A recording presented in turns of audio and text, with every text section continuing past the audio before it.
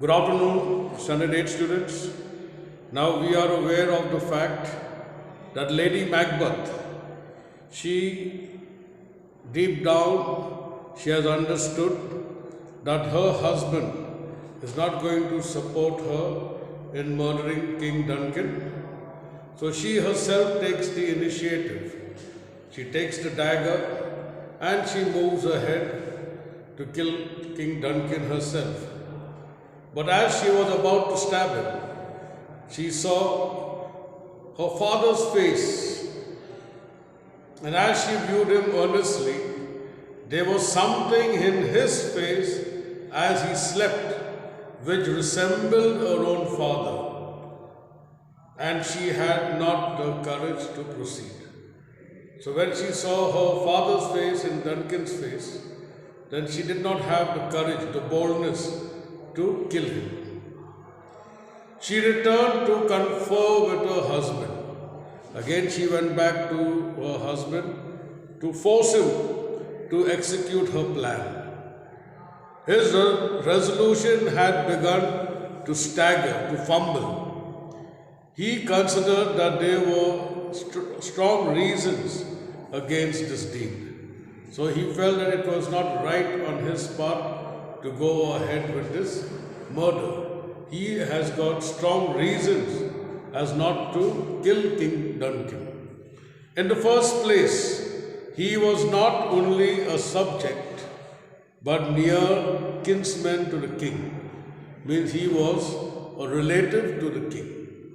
And he had been his host and entertainer that day, whose duty by the laws of hospitality it was to shut the door against his murderers, but not bear the knife himself. So in the law of hospitality, whenever a guest comes to your house, it is your duty to see that the guest is safe, and you shouldn't be the cause of the person's death. So that is why King Duncan, Macbeth was a bit reluctant to kill King Duncan on those grounds. Then he considered how just and merciful a king this Duncan had been. Other than being a relative, other than being a good host and all that, he says he was a very kind and merciful and just king. He would not favor anyone. He would give justice to everyone, and he also showed mercy. Duncan had been how kings are, the peculiar care of heaven. Now those days kings used to represent God. So like all other kings, King Duncan was also like that.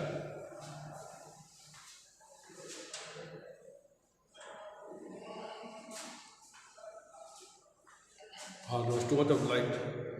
Okay.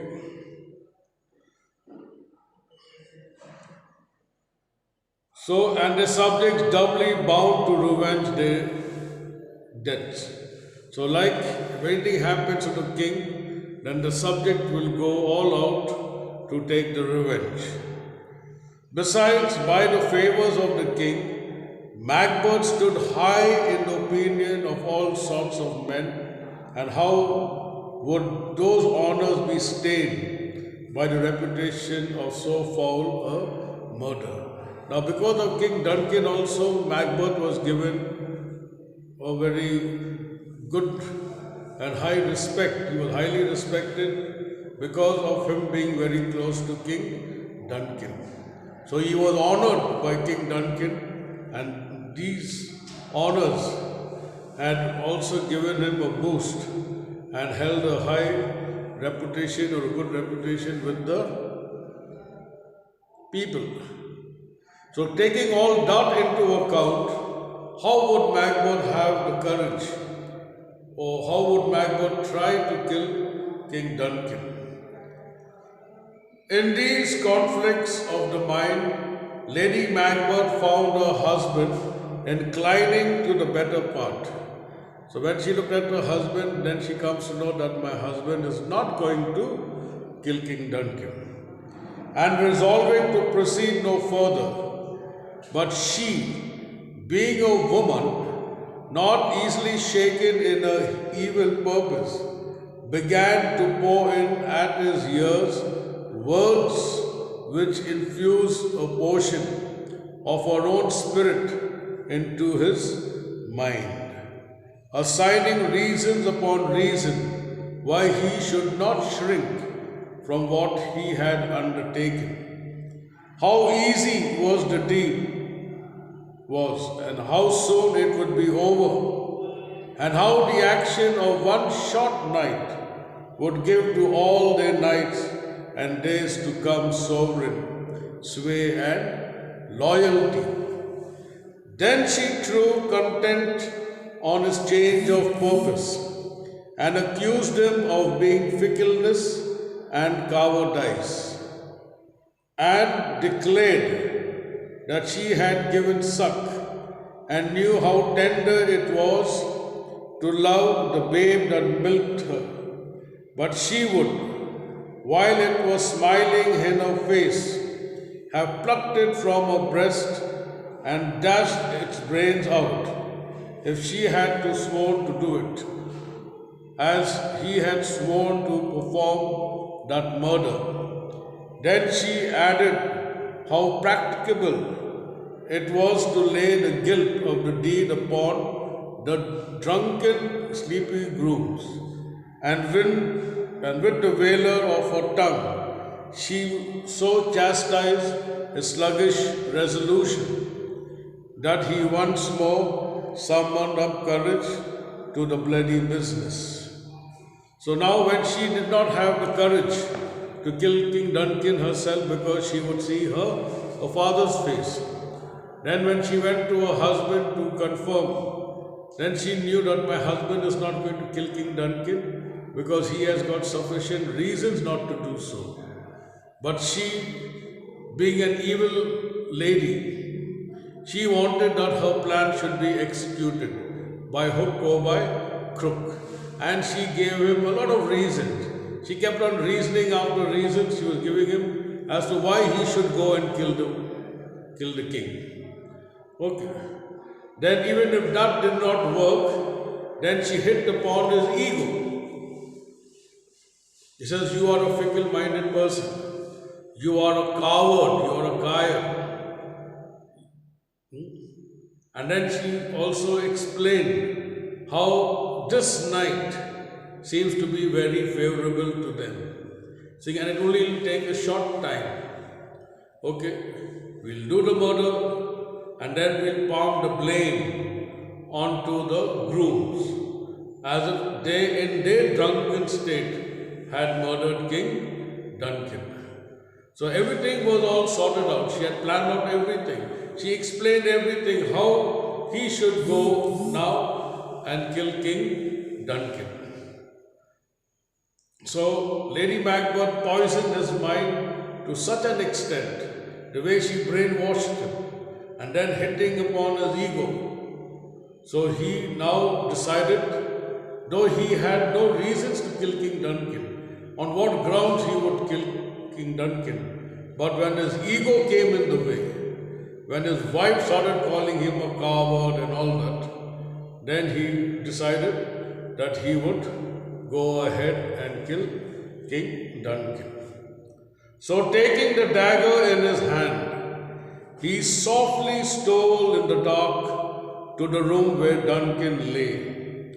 And as he went, he thought he saw another dagger in the air, with the handle towards him, and on the blade, and at the point of it, drops of blood.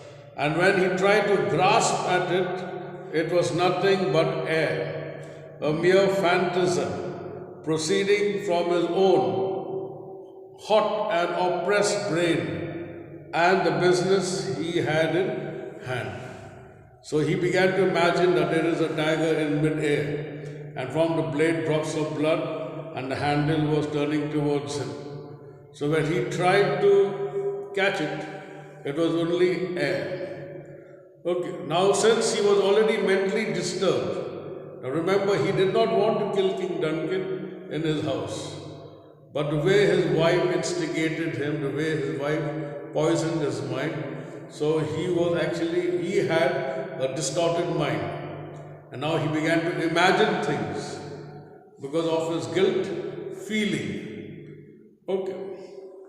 Getting rid of this fear, he entered the king's room, whom he dispatched with one stroke of his dagger. Finally, he made up his mind.